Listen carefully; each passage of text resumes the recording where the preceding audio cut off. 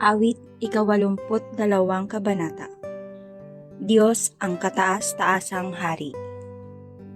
Ang Diyos ang namumuno ng pulong sa kalangitan. Sa pulong ng mga Diyos, ganito ang kapasyahan. Dapat ninyong itigil na paghatol na hindi tama. Tumigil na ng paghatol na panig sa masasama. Bigyan ninyong katarungan ang mahina at ulila, at huwag ninyong aapihin ang mahirap at may dusa.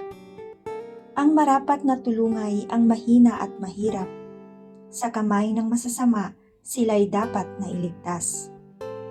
Anong pagkamangmang ninyo, wala kayong nalalaman?